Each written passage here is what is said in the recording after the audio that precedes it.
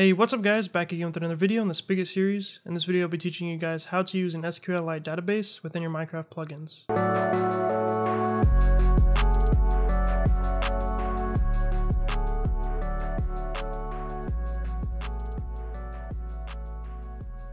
So you may have seen my previous videos where I showed you guys how to set up and use a MySQL database with your Minecraft plugins. And along the way I also showed you guys how to do SQL, syntax, like how to write SQL to interact with the database, so to create different records, to update, delete, stuff like that, all the basic stuff, right?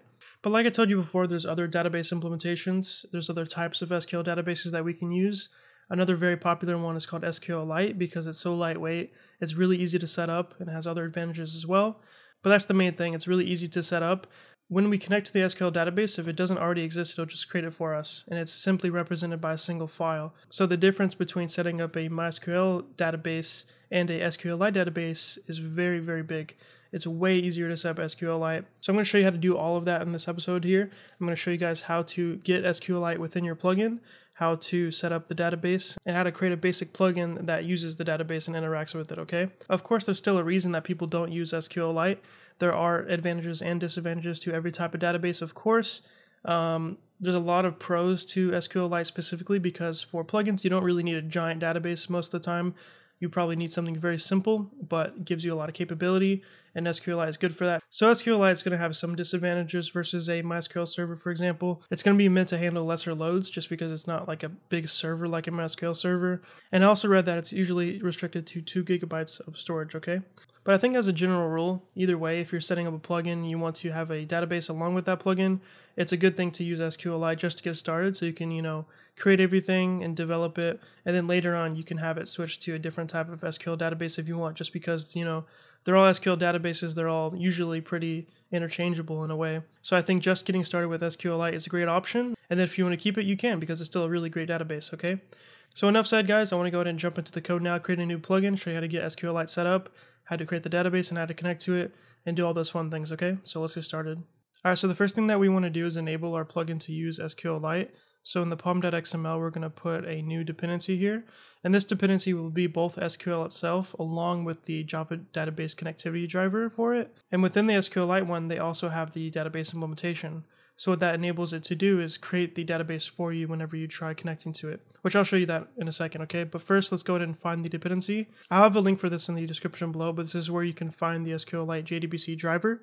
So we're going to go ahead and click this, which is the latest version at the time of recording. Copy this thing here, go back to the code, and then paste it right here under any other dependency that you have. And then once that is done, make sure you click the Maven reload button at the top right. And now that should automatically bring the SQLite JDBC driver and library within your project. Now we can actually code now. So what we want to do is create a new class inside of our database package called points database. And so while I'm doing that, let me tell you about what this plugin is going to be. So this will be a simple plugin that allows you to track points for a player. So whenever they kill mobs, they get points, a random amount of points. And then there's commands that allow you to get the number of points that you currently have or someone else currently has, and then set their points manually as well. And so those are the two commands, and this plugin will enable us to learn how to, work with this database and just have something that we can play with, okay? So we're going to have this points database class that will basically be all the database logic. So it's going to be handling the connection to the database. It's going to be handling any SQL code that we want to execute upon the database, any queries and stuff like that. Yeah, so everything is going to be centralized here. There's many different ways you can structure your applications to work with the database. You can have it in different files, you can have it just in one file, you can have it static, you can have it non-static. I'm not here to really talk about that. I'm just going to do it the way that I like it and the way that I see fit for this. It's a very simple plugin that we're going to be making. The whole point of this plugin, though, is just to learn how to work with SQLite, okay? So anyways, what we want to have within this points database class is one thing, and that's going to be the connection. And this is going to be simply the connection to the database, the SQLite database that we have, okay? So make sure you import class connection from java.sql. And then we're going to have a constructors for this class. So public points database string path. And this path here will represent the path to the database file. So every SQLite database is a file, like I told you before. So it's just a simple .db file. And that's why it's also really simple to connect to, because you can just simply find the file and connect to it right away. Rather than just a MySQL server, for example, that you have to provide the connection address, the port, the username, the password, and all that. You just have to connect to the file with this, okay? So the path will simply specify where you can find that database file. And now what we want to do is connect to it. So connection is equal to driver manager dot get connection. And here you just tell it the connection string. So it's going to be JDBC SQLite. And this is something that you have to have for every SQLite database that you're going to connect to. So JDBC SQLite and then your path. So the path to the actual file. And that's just how you connect to the database, okay? So this is just saying that if it doesn't work, it's going to throw an exception and we need to handle that. So we can either handle the exception within here with a try and catch, or we can just, toss it up here and do throws SQL exception. And then whoever is calling this constructor has to handle it, okay? Anyways, if it makes it to this point and runs this code without throwing an exception, we know that it should be connected to the database at that point. So what we can do is try setting up the database. So create the tables that are necessary for a plugin, okay? So the table that we're going to have for this plugin is going to be a very simple table. It's just going to be a table called players, and it's going to have, for each entry, it's going to have a UUID, and that's going to be the primary key, and that's the UUID for the player. And then the next column is going to be the points. So points is simply going to be integer, it's going to be non-null, and that's just going to be simply how many points a player has. So whenever we want to get the amount of points that a player has, for example, all we have to do is look them up by their primary key, which is their UUID, and we should get their number of points from that, okay? So here what we can do is actually just initialize that table if it's not already created. So the easiest way to do that is just by doing statement is equal to connection dot create statement. And then with the statement, we can execute some SQL. So statement dot execute.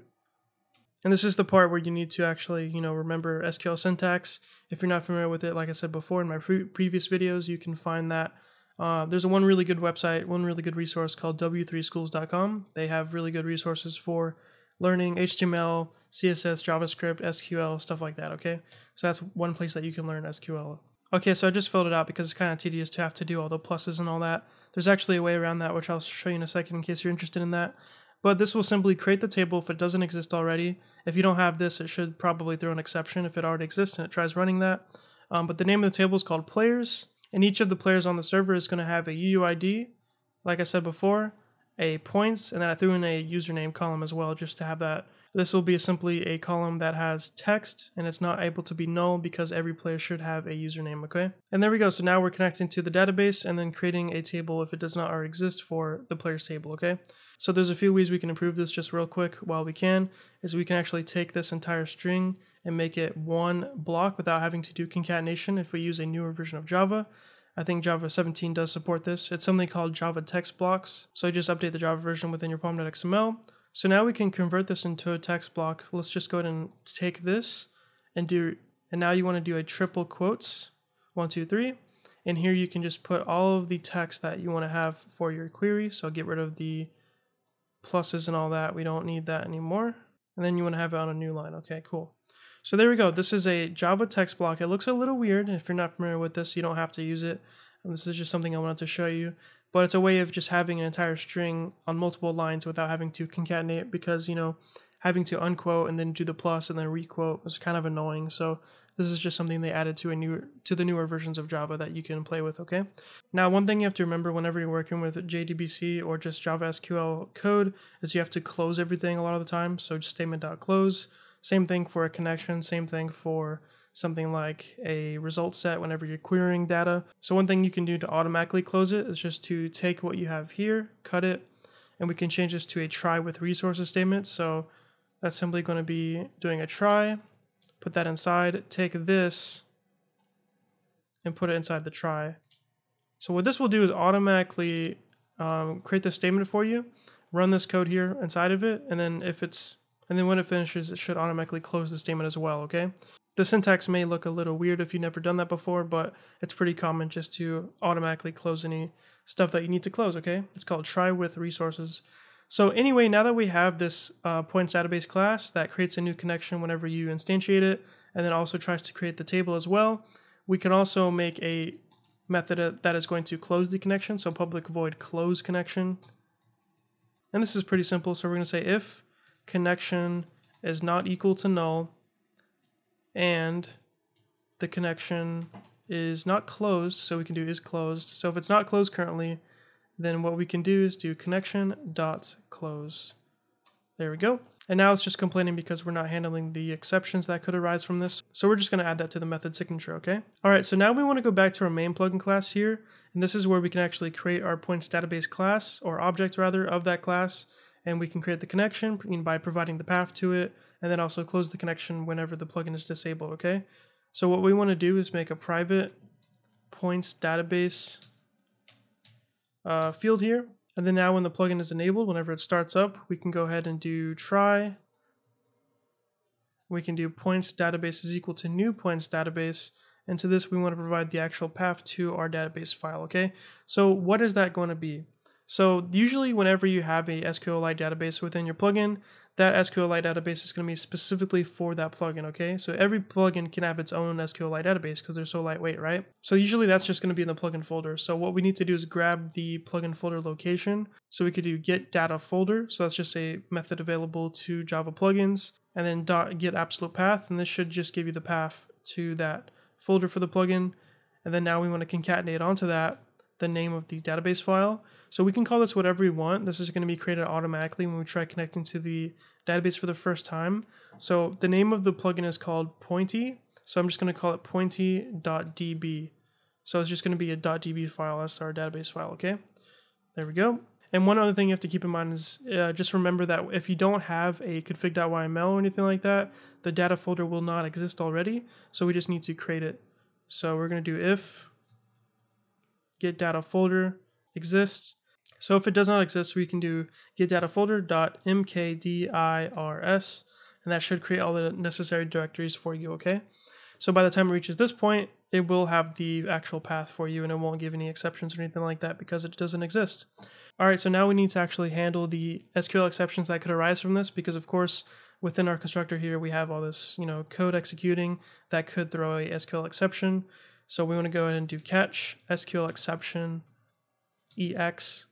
You can do with this whatever you want to, but I'm going to do e.print stack trace, so that will be printed to the console. We're going to say sout failed to connect to the database. And then after that, we want to go ahead and disable the plugin usually because our plugin relies on the database. So if it couldn't connect to the database and it threw an exception, we should not allow them to use the plugin because it needs the database to work, right? So we want to do bucket.get plugin manager .disable plugin this. So this will disable the current plugin, all right? And then down here in the onDisable method, we want to go ahead and close the connection to the database. So try points database .close connection, and then we just want to handle the exception again. We'll just print out the exception because we don't really care too much just because the plugin is already being disabled, all right? Let's go ahead and see if it works now by compiling the plugin, putting it on the server, and seeing if it creates the database for us. All right, starting the server now. If we go ahead and look in the plugins folder, we'll see our plugin here, pointy.jar, and it should hopefully create a new folder here with our database. Let's go ahead and see. All right, so it says Pointy, enabling Pointy, no errors it looks like, that's great. And now if we look here, we see the Pointy folder along with the pointy.db file. So how do we go and connect to this though if we want to actually see what data has already been put in there or what tables we have? There's a couple of different ways, there's different IDEs you can use to connect to databases. One that I like is called SQLite GUI. I'll have a link for this in the description below, but this is a very lightweight application, just like SQLite, that you can use to connect to an SQLite database and see what it's all about. So let's go ahead and click open here. And now we just want to provide the path to our database file. So we'll go back here, copy that, paste it here, and now we'll select the file, click open. There we go. So now we can see at the top left here, we see players. We can open players up. We can see the schema. So UUID of text, that's the primary key. That's why it says PK. And then we have username text, and then we have points integer. So now if we want to look at the table of contents, we can either double click it and it will pull this little window up, and we can go ahead and refresh. We can add new data if we want to, which is nice. We can delete data. We can even generate data. Pretty cool, powerful little application. I highly recommend it. But anyway, that's pretty awesome though, because we know that I was able to create the database and also connect to it, as well as create our players table that we told it to create for us. So everything at this point has worked so far. So if you want to stop here, you can. This is the point of the video, was to show you how to get a SQLite database set up with your plugin, how to connect to it and all that fun stuff. Now throughout the rest of the video, I'm going to show you guys how you can execute queries on that database, create new data, actually finish the plugin for you guys. So if you want to watch the rest of the video, feel free to. It's still going to be very informative and allow you to see more examples of how to work with a database. Okay.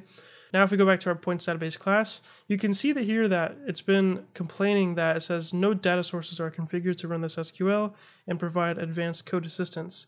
So I believe this might be a feature just of IntelliJ Ultimate, but if you have IntelliJ Ultimate, you can click configure data source, and this will allow you to add your database here. So we can click plus, we can just find the type of database that we want to add, so SQLite, and now we can specify what file the database is on, click OK, and then we can click apply, and now what it should do is automatically connect to that database for you. It'll even give you a console here so you can execute queries. And if we go back to the class here though, it's no longer complaining, and if we type new queries, it'll give us autocomplete suggestions based on what tables we have and stuff like that. So this is not required, but it's able to help you out as you're typing queries and working with your SQL database within your Java code. Okay, so you'll also see this database tab on the right here. This is where you can create new query windows, change your connection to the database, and all that fun stuff. So you can play around with that if you want to. Okay, but anyway, so now what we want to do is create a few different methods within our database class that allows us to do different things to add players to the database, check it to see if a player already exists within the database, update the amount of points a player has, and then also get the amount of points a player has. So we're just going to create the basic methods that we would need for the rest of this plugin, okay? So we'll start with the add player method. So we'll do public void add player. And so this is going to work similar to the one that we did above. So we're going to do try. And now instead of using a statement, we're going to use something called a prepared statement, which I did show you in a previous video. But a prepared statement is a special type of statement that allows you to safely put values into the SQL query without risk of SQL injection and stuff like that, or it should help at least. So connection.prepare statement, and here we can say insert into players, and now we can specify what things we're going to be inserting into that table. So we're going to insert a UUID and then also the username of the player.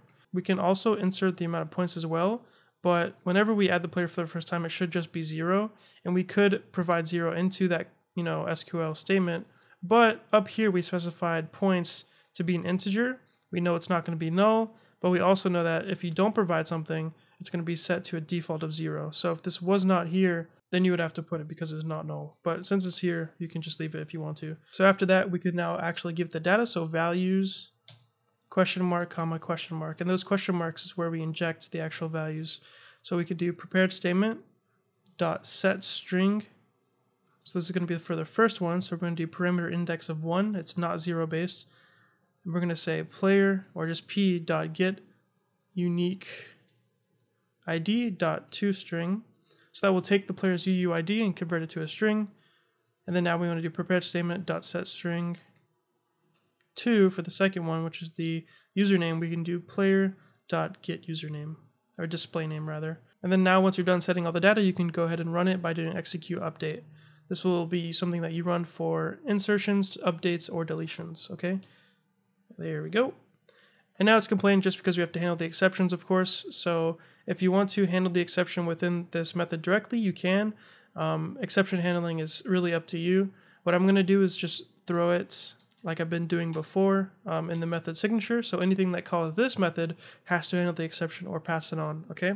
But anyway, pretty simple statement here. We're just going to go ahead and create a new prepared statement, tell it what SQL we want to run, and it's just going to be red here because for some reason, even though we add the database to IntelliJ, it's not able to detect the name of the table that we have, so I'm not sure why it's doing that, but that doesn't really matter. So we're inserting into the players table a UUID and a username, and then providing 2 values, and it's question mark because these are placeholders that you can then set using the prepared statement set string or set integer or set whatever data type methods that you have. But these are 2 strings, as you know.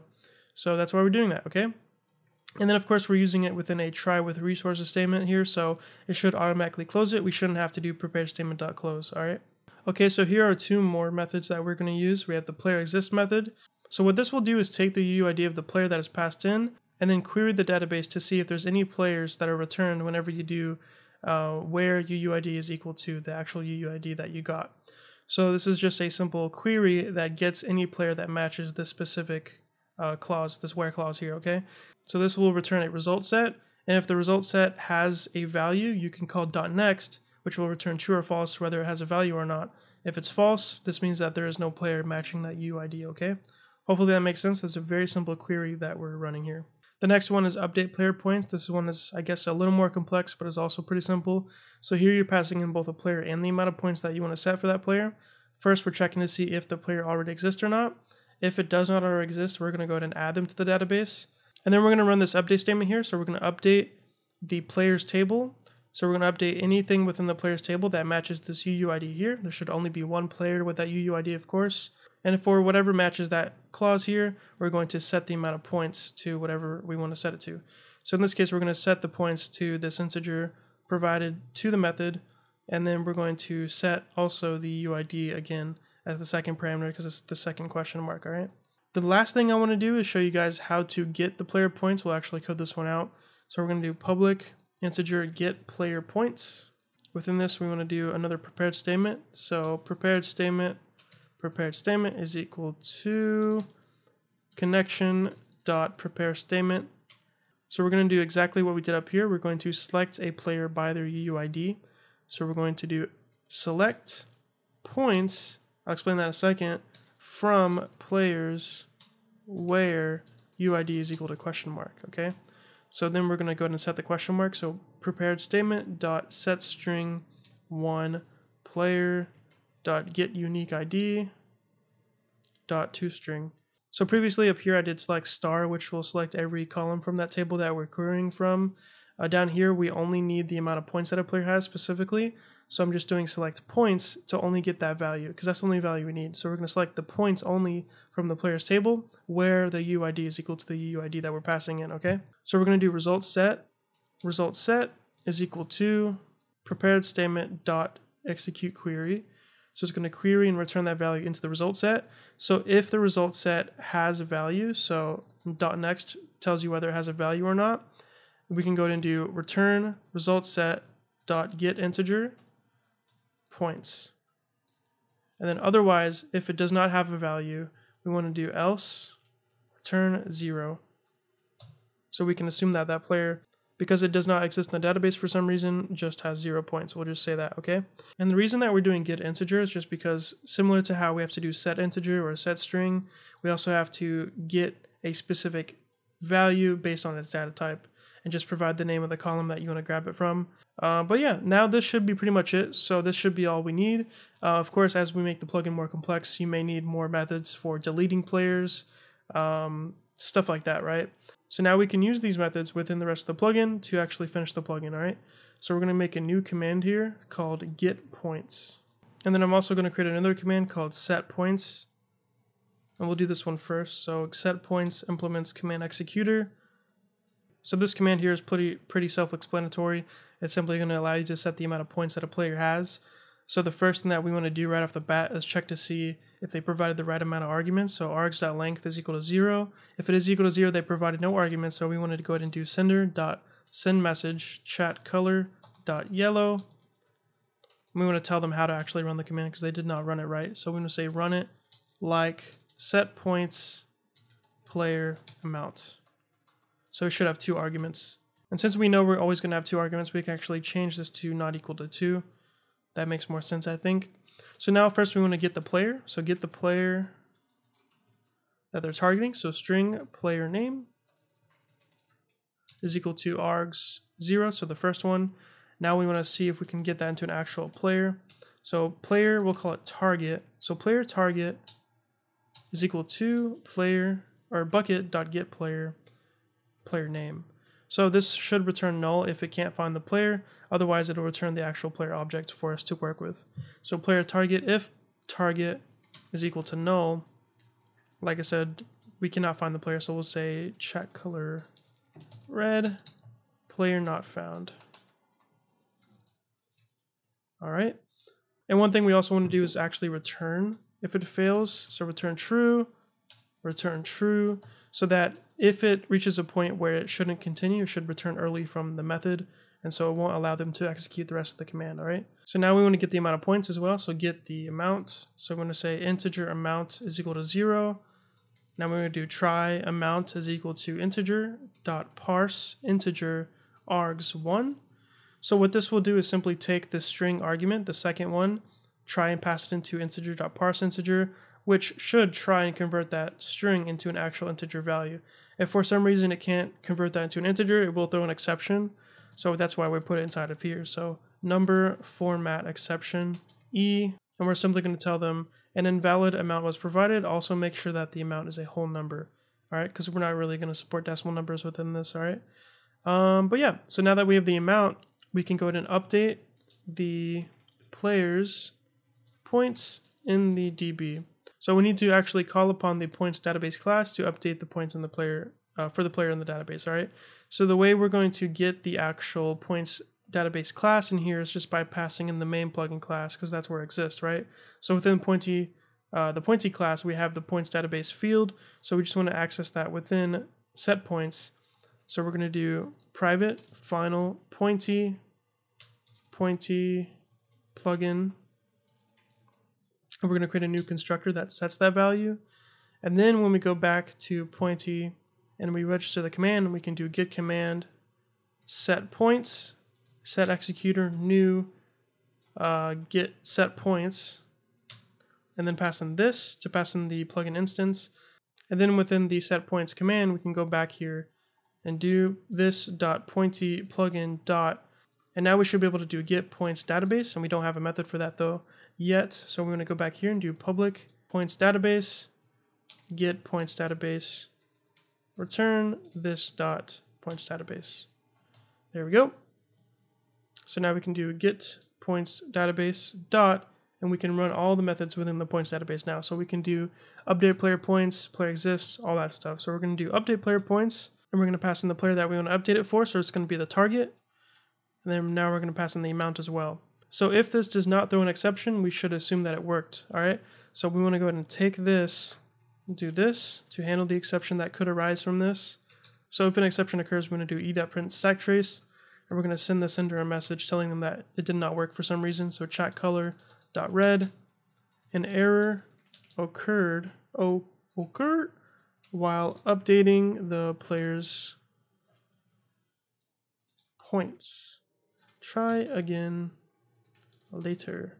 So otherwise, if it did work though, we want to go ahead and do sender.sendMessage and just confirm to the player who ran the command that the player who was targeted, their points have been updated. All right, so successfully updated the target name, points to the amount that was specified in the command when you ran it. All right, just as a recap, first we're checking to see if they provide the amount of arguments that we need. Then we're going to get the player that they're targeting, get the amount of points that we want to set for that player, and then actually call upon the points database class to update the amount of points that the player has within the database. Okay, and here's the implementation for the get points command. It's very similar. I'm just going to show this one to you instead of coding it all out in front of you, because we're pretty far in this series. So we have get points, and this is going to do the same thing. It's going to pass in an instance of the main plugin class so that we can call upon the database, the points database class. And the first thing that it's going to do is check the amount of arguments that were provided. If it's 0, we're going to assume that they want to check the amount of points that you have, like if you ran it. So it's going to get that player, and then it's going to call upon the points database class, pass in the player who ran the command to get their amount of points. So once it's got their amount of points, it'll just tell them you have 0 points or 24 points or whatever, right? Otherwise, if the arguments are greater than 0, then we can assume that a player name was passed in. So we're going to grab that value, same way we did before. So get the player that was actually passed into the command. And then we're going to use that similar logic to grab the amount of points that the player has. So, and then we're just going to tell them, Bing Bong has, 25 points, all right? So now what I've done is copied over the listeners as well. So we have a join listener. So whenever a new player joins the server for the first time, it's going to go ahead and call upon the points database class to add them to the database, add them to the player's table. I also added this mob kill listener here. So what this will do is whenever a mob dies, it's going to check to see if the person who killed it is a player. If it is, it's just going to get that player. And then it's going to get the amount of points that that player has by accessing the points database class and then add on to that. So it should just be a random value, a random integer. And then it's going to update that in the database and send them a message telling them how many points they just earned from killing that mob. So, oh, and also don't forget to actually register the commands within the plugin.yml. So we have the points command, so it shows the amount of points that you or another player has. And then we have set points as well to set the amount of points that a player has, all right? So let's go ahead and throw this on the server now to see if it works and see if the database is actually getting all this data and what it looks like. Alright, so I'm on the server now. Let's go ahead and test this out. So I'm going to do /points, and it says I have 0 points, no exceptions, which is nice. Let's go and find a mob to kill. Okay, I found my first victim here, so I'm gonna kill the slime. If it'll die. There we go, it says plus 3 points. So I should have gotten 3 points. Let's do points. There we go, it says I have 3 points. Let's kill one more. Should be a different value because it's randomly generated. What the fuck? Come back! I didn't even know they could do that. Plus 13 points. Alright, there we go.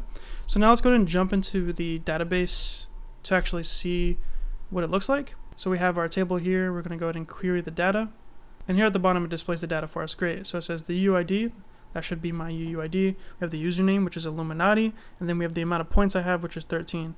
So it looks like we have some sort of mistake here because it should not be 13, it should be 16 because it added 3 and 13 together. So let's go back into the code to see what I made a mistake on. Okay, so I see the mistake here. So it's actually giving us the right data within the database. It's just that it's displaying the wrong message here. So this is displaying the new updated amount of points that a player has rather than the actual value just added onto it. So all we have to do here is go here to new points. Just go ahead and take this, put it here, and now we can do points is equal to new points. So that will simply take the amount of points that you currently have, add on the amount of new points to it, and then we're going to update it into the database. And then here we're going to change this to new points. So it should only print out, so it should only tell the player the amount of points that they just earned rather than the amount of points that they now have. Okay, so that should fix that. There we go.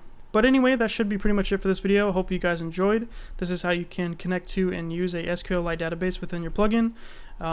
Pretty simple process overall. I know the video was kind of long, but actually doing it is a pretty simple process. I just like to be very in-depth. SQLite is a very easy to use and light database solution. I highly recommend it, and now you know how to use it within your plugins as well. So if you want to see any other videos on how to do stuff with databases and stuff like that, stay tuned. I'll be showing you guys a lot more. So thanks for watching, and peace. Alright, so that's it for this video. Thanks for watching. In the description below, I'll leave a link to the code for this episode so you can check it out. You can bookmark it, come back to it later. If you forget any concepts or you just want to review the concepts I taught in this video, I'll mark everything up with comments so you can come back and read the code without having to rewatch the video, although your reviews are greatly appreciated. So yeah, I'll leave a link for that in the description below, so make sure to check it out. And another thing is I'll leave a link to our Discord server. It's a big community for programmers, so you can ask for help on your programming projects if you're stuck on something, or maybe you can get some new friends. If you don't have any friends, there's lots of people here. It's growing really fast. You can find lots of people who are passionate about the same things as you. For example, if you like Minecraft Spigot development, you can find lots of people who like that. If you like C++, if you like Java, if you like web development, it's a really, really big programming community. So feel free to join. There's a link for that in the description below. And the last thing I want to tell you is that if you want to support this channel, you can click the join button below this video, and you can join this channel as a member for as low as 99 cents a month, and you can cancel at any time.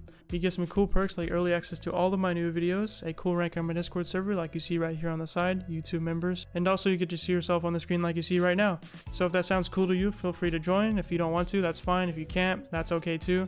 I really just appreciate you watching the video anyway. And thank you. Thanks a lot. And that's it. So if you like this video, leave a like. If you want to see more, subscribe. And peace.